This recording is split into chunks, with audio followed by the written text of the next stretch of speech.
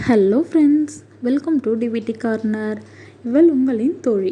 இன்றைக்கி நம்ம உருளைக்கிழங்கை வச்சு சூப்பராக ஒரு ஸ்நாக்ஸ் பண்ண போகிறோம். வாங்க எப்படி பண்ணுறதுன்னு பார்க்கலாம். நம்ம இன்றைக்கி பொட்டேட்டோ பைட்ஸ் பண்ண போகிறோம். இது பார்த்திங்களா எவ்வளோ சூப்பராக இருக்குது பாருங்கள். பார்க்கும்போதே எடுத்து சாப்பிட்ணுன்னு தோணும், அந்த அளவுக்கு இது அவ்வளோ சூப்பராக இருக்கும். இது எப்படி பண்ணுறதுன்னு பார்க்கலாம் வாங்க. இதுக்கு நான் 1/2 கப் அளவுக்கு மைதா மாவு எடுத்திருக்கேன். அதே கப்லேயே 1/2 கப் அளவுக்கு கோதுமை மாவு எடுத்திருக்கேன். நீங்கள் வெறும் மைதா மாவு மட்டுமே ஆட் பண்ணணும்னு நினச்சாலும் பண்ணிக்கலாம். நான் கோதுமை மாவு பாதி யூஸ் பண்ணியிருக்கேன். மைதா மாவு வேண்டாம் அப்படின்றதுனால நான் பாதி அளவு எடுத்திருக்கேன். அடுத்ததாக தேவையான அளவுக்கு உப்பு ஆட் பண்ணிவிட்டு ஒரு 1/4 ஸ்பூன் அளவுக்கு கருப்பு எள் ஆட் பண்ணியிருக்கேன்.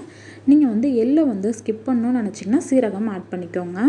ஆனால் எள் உங்களுக்கு ஒரு நல்ல டேஸ்ட்டு கொடுக்கும், அதுக்காக தான் நான் எள் ஆட் பண்ணியிருக்கேன். அதோடு ஒரு 2 ஸ்பூன் அளவுக்கு ஆயில் ஆட் பண்ணிவிட்டு ஃபஸ்ட்டு இதை நல்லா மிக்ஸ் பண்ணிவிடுங்க. ஃபஸ்ட்டு தண்ணி எதுவும் ஆட் பண்ணாதீங்க. இந்த மாதிரி மாவு எண்ணெய் எல்லாத்தையுமே ஒன்றா நல்லா இந்த மாதிரி மிக்ஸ் பண்ணிவிடுங்க.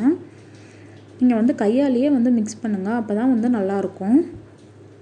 அப்புறமா நம்ம கொஞ்சம் கொஞ்சமாக தண்ணி ஆட் பண்ணி இதை நல்லா ஒரு சப்பாத்தி மாவு மாதிரி பிசைஞ்சு எடுத்துக்கலாம். இப்போ நான் கொஞ்சமாக தண்ணி ஆட் பண்ணிக்கிறேன். மாவு நல்லா மிக்ஸ் ஆகிடுச்சு. இந்த எண்ணெய், உப்பு, மாவு எல்லாமே ஒன்றா மிக்ஸ் ஆகிடுச்சு. இந்த ஸ்டேஜில் நான் தண்ணி ஆட் பண்ணிக்கிறேன். நல்லா கலந்து எடுத்துக்கோங்க. இது ரொம்ப சாஃப்டாகவும் இருக்கக்கூடாது, நீங்கள் ரொம்ப ஹார்டாகவும் பிசைஞ்சிடாதீங்க. மீடியமாக இருக்க மாதிரி பிசைஞ்சு எடுத்துக்கோங்க.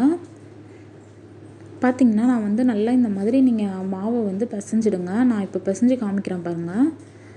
இப்போ நம்ம நல்லா பிசைஞ்சு எடுத்தாச்சு. இப்போ இதை இந்த மாதிரி நீங்கள் தொட்டு பார்த்திங்கன்னா நம்ம விரல் அதில் பதியுது பாருங்கள். அந்த அளவுக்கு சாஃப்ட் இருந்தால் போதும் உங்களுக்கு. இப்போ பார்த்திங்கனாவே தெரியும். அப்படியே இப்படி நம்ம தொடும்போதே எவ்வளோ அழகாக அது தெரியுது பாருங்கள். இந்த அளவுக்கு இருந்தால் கரெக்டாக இருக்கும். இப்போ இதை நம்ம அப்படியே வச்சிடலாம். அதுக்குள்ளே இப்போ நம்ம மசாலாலாம் ரெடி பண்ணிடலாம். நான் ஒரு தட்டு போட்டு மூடி வச்சிடுறேன். நம்ம மசாலா ரெடி பண்ணுறதுக்கு நான் இந்த மாதிரி 3 உருளைக்கிழங்கை நல்லா இந்த மாதிரி மசிச்சு எடுத்து வச்சுருக்கேன். வேக வச்சு மசிச்சு வச்சுருக்கேன். இப்போது ஒரு பேனில் 2 ஸ்பூன் அளவுக்கு ஆயில் ஆட் பண்ணிக்கோங்க. அதோடு 2 பச்சை மிளகா பொடியாக நறுக்கினது ஆட் பண்ணியிருக்கேன். இது கொஞ்சம் பொரிஞ்சதும் ஒரு 5-6 பூண்டை இந்த மாதிரி பொடியாக நறுக்கி ஆட் பண்ணிக்கோங்க. இந்த பச்சை மிளகாவும் பூண்டு நல்லா எண்ணெயிலேயே பொரியட்டும். அடுத்ததாக நம்ம மசாலாலாம் ஆட் பண்ணிடலாம். 1 ஸ்பூன் அளவுக்கு நான் சிகப்பு மிளகாய் தூள் எடுத்திருக்கேன். 1/2 ஸ்பூன் தனியாத்தூள், 1/4 ஸ்பூன் கரம் மசாலா தூள், இன்னொரு 1/4 ஸ்பூன் சீரகத்தூள். இப்போ நம்ம 4 மசாலா இதில் ஆட் பண்ணியிருக்கோம். இதை நல்லா எண்ணெயில் வதக்கிக்கோங்க. நீங்கள் மசாலா ஆட் பண்ணும்போது ஸ்லோ ஃப்ளேமில் வச்சு பண்ணுங்கள், இல்லைனா உங்களுக்கு மசாலா கருகிடும். இந்த மாதிரி உங்களுக்கு மசாலா எண்ணெயில் வதங்கும்போது நல்ல ஒரு டேஸ்ட் இருக்கும். இதோடு நம்ம வேக வச்சு வச்சுருந்தோம் இல்லைங்களா 3 உருளைக்கிழங்கு, அதை நான் இப்போ ஆட் பண்ணிக்கிறேன். இந்த மாதிரி நீங்கள் கொஞ்சம் நல்லா மசிஞ்ச மாதிரி கலரி விடுங்க. அப்போ இது சட்டுன்னு உங்களுக்கு வெந்துடும். இதோடு கொஞ்சமாக கொத்தமல்லியும் தேவையான அளவுக்கு உப்பும் ஆட் பண்ணிக்கலாம்.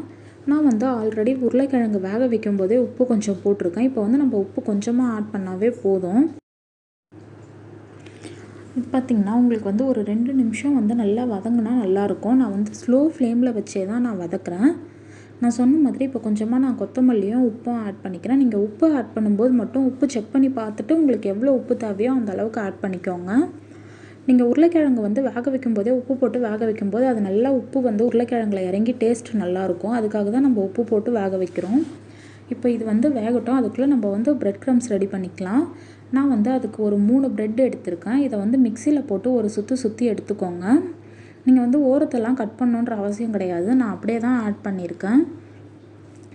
ஒரு உருளைக்கிழங்குக்கு 1 பிரெட் அப்படின்ற கேல்குலேஷனில் நான் எடுத்திருக்கேன். 3 பிரெட்டுக்கு 3 உருளைக்கிழங்குக்கு 3 பிரெட் எடுத்திருக்கேன். இப்போ இதையும் நம்ம இந்த உருளைக்கிழங்கு மசாலாவோடு கொட்டி கலரிடலாம். நீங்கள் ஒரு 20 to 30 செகண்ட்ஸ் இந்த மாதிரி கலரிட்டு ஸ்டவ் ஆஃப் பண்ணிவிடுங்க. ரொம்ப நேரம் நீங்கள் சூட்டில் இருக்கணும்னு அவசியம் கிடையாது. இது இந்த உருளைக்கிழங்கு சூட்லேயே உங்களுக்கு பிரெட்டெலாம் வெந்துடும். அதுவே போதும் உங்களுக்கு. நான் ஒரு 30 செகண்ட்ஸ் நல்லா கலரிட்டு ஸ்டவ் ஆஃப் பண்ணிடுறேன். இப்போ இது கொஞ்சம் ஆறின பிறகு நம்ம வேறு ஒரு கப்பில் மாற்றி எடுத்துக்கலாம். நம்ம இதை உருண்டைகளாக உருட்டி எடுக்க போகிறோம். நம்ம இப்போ பார்த்திங்கன்னா தெரியும். நான் இப்போ வேறு ஒரு கப்பில் மாற்றி எடுத்துட்டேன். இப்போ கை நம்ம பொறுக்கிற அளவுக்கு சூட்டில் இருக்குது. நம்ம உருண்டை இப்போ குட்டியாக நான் எடுத்து இந்த மாதிரி ஒரு ரவுண்ட் ஷேப்பில் உருட்டிக்கிறேன். உருட்டிட்டு நீங்கள் இதை அப்படியே நீட்டாக இந்த மாதிரி தேய்ச்சிங்கன்னா உங்களுக்கு நல்லா இந்த மாதிரி ஒரு ஃபிங்கர் மாதிரி கிடச்சிடும்.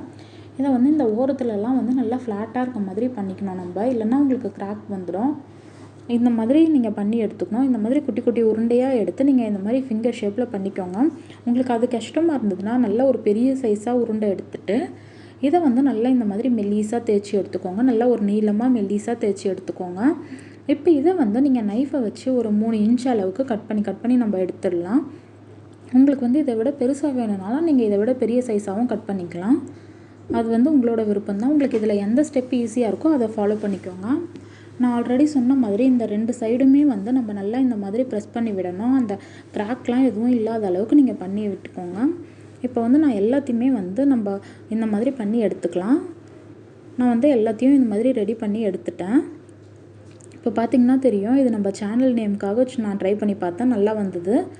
அடுத்ததாக நான் வந்து மாவு நம்ம பிசைஞ்சு வச்சுருக்கோம் இல்லையா, அதிலேருந்து ஒரு சின்ன உருண்டை எடுத்து இந்த மாதிரி சப்பாத்தி மாதிரி தேய்ச்சி எடுத்துக்கோங்க. இது வந்து ரொம்ப தடியாக தேய்ச்சிடாதீங்க, ரொம்ப மெலிசாவும் வேண்டாம், நார்மலாக இருக்க மாதிரி தேய்ச்சி எடுத்துட்டு இதை வந்து நம்ம 4ஆக கட் பண்ணிக்கலாம். நான் இந்த மாதிரி ஒரு ஸ்ட்ரெயிட்டாக ஒரு கட் பண்ணுறேன், திரும்பவும் வந்து கிராஸில் ஒரு கட் பண்ணிக்கோங்க. ஒரு ப்ளஸ் ஷேப்பில் நம்ம கட் பண்ணி எடுத்துக்கலாம். இதை கட் பண்ணிட்டிங்கன்னா இப்போ வந்து உங்களுக்கு 4 பீஸ் கிடைக்குது இல்லைங்களா, இதை வந்து ஒரு பீஸையும் வந்து நீங்கள் நடுவில் இந்த மாதிரி சின்ன சின்னதாக கோடு போட்டுக்கோங்க. ஒரு 3லேருந்து 4 கோடு வரைக்கும் போட்டுக்கோங்க. நீங்கள் எடுக்கிற சைஸை பொறுத்து இந்த மாதிரி கொஞ்சமாக கேப் விட்டு கோடு மாதிரி போட்டுட்டு இதை கையில் எடுத்து பார்த்திங்கன்னா தெரியும், உங்களுக்கு வந்து நடுவில் ஒரு கேப் மாதிரி தெரியுது பார்த்திங்களா, இதுதான், இந்த கேப்பில் தான் வந்து நமக்கு மசாலா தெரியும். அது வந்து ரொம்ப சூப்பராக இருக்கும் பார்க்குறதுக்கு.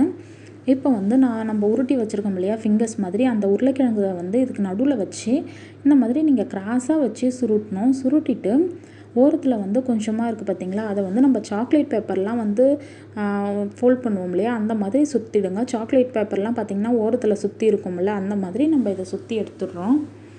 இது மாதிரி நீங்கள் பண்ணிக்கலாம். உங்களுக்கு இந்த ஸ்டெப் கஷ்டமாக இருக்குது, இது வந்து உங்களுக்கு ஃபாலோ பண்ண முடியல அப்படின்னா நான் இன்னொரு ஸ்டெப்பும் சொல்கிறேன், அதையுமே கூட நீங்கள் ஃபாலோ பண்ணிக்கலாம். நீங்கள் வந்து இதே மாதிரி ரவுண்டாக உருட்டிட்டு 4 சைடையும் வந்து கட் பண்ணிவிடுங்க. கட் பண்ணிட்டிங்கன்னா உங்களுக்கு வந்து ஒரு ஸ்கொயர் மாதிரி நமக்கு கிடைக்கும். இதை வந்து நீங்கள் இன்னொரு தடவை மாவு உருட்டும் போது இந்த சைடில் இருக்கிறதெல்லாம் வந்து யூஸ் பண்ணிக்கலாம். இப்போ பார்த்திங்கன்னா இது வந்து ஒரு ஸ்கொயர் மாதிரி இருக்குது இல்லைங்களா, இதை வந்து நம்ம அப்படியே ஸ்கொயராகவே நம்ம கட் பண்ண போகிறோம்.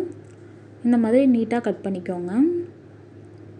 உங்களுக்கு என்ன சைஸ் தேவையோ அந்த சைஸில் கட் பண்ணிக்கோங்க. உங்களோட ஸ்டஃபிங் வந்து எவ்வளோ நீட் இருக்கோ அதுக்கேற்ற மாதிரி இதை நம்ம கட் பண்ணிக்கலாம். இப்போ இதை வந்து நடுவில் இந்த மாதிரி நம்ம கோடு கோடாக போட்டு எடுத்துக்கிறோம். நீங்கள் எல்லாத்தையுமே வந்து இந்த மாதிரி கோடு மாதிரி போட்டுருங்க. இது பார்த்திங்கன்னா நீங்கள் வந்து லாஸ்ட் வரைக்கும் போடக்கூடாது, மேலே கீழே வந்து உங்களுக்கு கொஞ்சம் கொஞ்சம் அப்படியே ஃபுல்லாக இருக்கணும். நீங்கள் நடுவில் தான் வந்து இந்த மாதிரி கோடு போடணும். நீங்கள் லாஸ்ட் வரைக்கும் போட்டிங்கன்னா வந்து ஃபுல்லாகவே பிரிஞ்சு வந்துடும். இதில் பார்த்திங்கனாவே தெரியும், நான் வெறும் சென்டரில் மட்டும்தான் கொஞ்சம் கேப் விட்டு கோடு போட்டிருக்கேன். இப்போ இதிலேருந்து ஒன்று எடுத்து நான் ஆல்ரெடி சொன்ன மாதிரி நம்ம அந்த மசாலா ஸ்டஃபிங் பண்ணி வச்சுருக்கோம் இல்லையா உருளைக்கிழங்கு, அதை வந்து இதுக்கு நடுவில் வந்து வச்சுருங்க. நீங்கள் வந்து ஸ்ட்ரைட்டாக வச்சிங்கன்னா வந்து அது பார்க்க நல்லா இருக்காது, நம்ம வந்து கிராஸாக தான் வைக்கணும். இந்த மாதிரி கிராஸாக வச்சுட்டு நீங்கள் ஆல்ரெடி நம்ம சுற்றின மாதிரி இதை அப்படியே சுற்றி விட்டுருங்க. சுற்றிட்டு சைடில் வந்து சாக்லேட் பேப்பர் மடிக்கிற மாதிரி மடிச்சிடுங்க. இதே மாதிரி நம்ம எல்லாத்தையுமே வந்து பண்ணி எடுத்துடலாம். உங்களுக்கு வந்து இதில் எந்த ஸ்டெப் ஈஸியாக இருக்கோ நீங்கள் அதை ஃபாலோ பண்ணிக்கலாம்.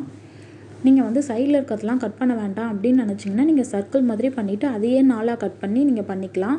இல்லைனாலும் இந்த ஸ்கொயர் மாதிரி பண்ணியும் நம்ம பண்ணிக்கலாம். உங்களுக்கு எந்த ஸ்டெப் பண்ணால் ஈஸியாக வருதோ அதை நீங்கள் ஃபாலோ பண்ணிக்கோங்க.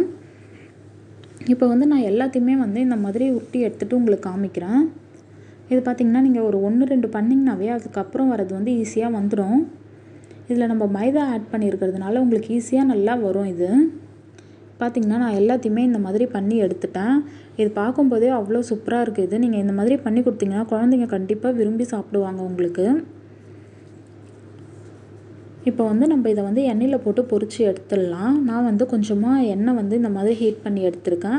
ஒரு சின்னதாக மாவு மாதிரி நீங்கள் போடும்போது இது அப்படியே மேலே உடனே உங்களுக்கு எழும்பி வருது பார்த்திங்களா, இந்த மாதிரி வரணும். எண்ணெய் வந்து அப்போ தான் காஞ்சிருக்குன்னு அர்த்தம். இப்போ பார்த்திங்கனாவே தெரியும், அது டக்குன்னு மேலே எழும்பி வருது பாருங்கள். இப்போ இந்த இதில் நம்ம எல்லாத்தையுமே வந்து ஆட் பண்ணிக்கலாம். நீங்கள் வந்து இது வந்து நல்லா எண்ணெயில் முழுக்கிற அளவுக்கு உங்களுக்கு இருக்கணும். அதே மாதிரி நீங்கள் கொஞ்சம் தள்ளியே போடுங்க. நம்ம வந்து எல்லாத்தையுமே போட்டு தான் இந்த மாதிரி அழகாக நுர மாதிரி வரும். இது வந்து நீங்கள் குக் பண்ணும்போது வந்து ஒரு மீடியம் ஃப்ளேமில் வச்சு குக் பண்ணுங்கள். ரொம்ப ஹை ஃப்ளேமில் வச்சிடாதீங்க. வச்சிங்கன்னா நான் ப்ரெட்லாம் நம்ம யூஸ் பண்ணதுனால அது வந்து நடுவில் இருக்க ஸ்டஃபிங் வந்து தீஞ்ச மாதிரி ஆகிடும். நான் வந்து ஒரு மீடியம் ஃப்ளேமில் தான் வச்சு இதை குக் பண்ணுறேன். உங்களுக்கு வந்து ஒரு 3 to 4 மினிட்ஸ் தான் வந்து ஆகும், அதுக்கு மேலே இது குக் ஆக டைம் ஆகாது. ஆல்ரெடி நமக்கு வந்து உருளைக்கிழங்குலாம் வெந்து தான் இருக்குது, நம்ம மேலே இருக்க மாவு மட்டும்தான் வந்து நமக்கு வேகணும். நீங்கள் வந்து இந்த மாதிரி ஒரு டைம் பண்ணி கொடுங்க. கண்டிப்பாக வந்து குழந்தைங்க எல்லாருமே வந்து விரும்பி சாப்பிடுவாங்க. பொதுவாகவே வந்து உருளைக்கிழங்குனா எல்லாருமே வந்து ரொம்ப விரும்பி சாப்பிடுவாங்க. இந்த மாதிரி பண்ணும்போது அதை பார்க்குறதுக்கே வந்து உங்களுக்கு ஒரு அட்ராக்டிவாக இருக்கும். நடுவில் அழகாக இந்த ஒரு ஸ்டஃபிங், இந்த மாவு இது எல்லாமே வந்து அவ்வளோ சூப்பராக இருக்கும். நீங்கள் ஒரு டைம் பண்ணி பாருங்கள். கண்டிப்பாக இதோட டேஸ்ட் உங்களுக்கு பிடிச்சிருக்கும். இப்போ வந்து நமக்கு ஓரளவுக்கு இது நல்லா வெந்துடுச்சு பார்த்தீங்களா? நான் வந்து இந்த கலர் வந்ததும் நான் எடுத்துடுறேன். இப்போ வந்து வெந்துடுச்சு. இந்த நுரெல்லாமும் வந்து அடங்கிடுச்சு நமக்கு. இப்போ வந்து நான் எடுத்துகிட்டு மீதி இருக்கிறதையும் இதே மாதிரி பொரிச்சு எடுத்துக்கிறேன். நான் உங்களுக்கு பொரிச்சு எடுத்துகிட்டு காமிக்கிறேன் பாருங்கள். நம்ம வந்து எல்லாத்தையுமே வந்து இந்த மாதிரி பொரிச்சு எடுத்தாச்சு. இது பார்த்திங்கனாவே தெரியும் உங்களுக்கு எண்ணெய் கூட அந்த அளவுக்கு இதில் இழுக்காது. உங்களுக்கு எண்ணெயும் இல்லை. அதே மாதிரி இந்த ஸ்டஃபிங் எதுவுமே வந்து உங்களுக்கு வெளியே பிரிஞ்சும் போல் அழகாக இது அந்த மாவுக்குள்ளவே தான் இருந்திருக்கு. இதோடு வந்து நான் கொஞ்சமாக வந்து மயோனீஸும் டொமேட்டோ கெச்சப்பும் வச்சுருக்கேன். நீங்கள் இது வேண்டான்னா ஸ்கிப் பண்ணிவிடுங்க.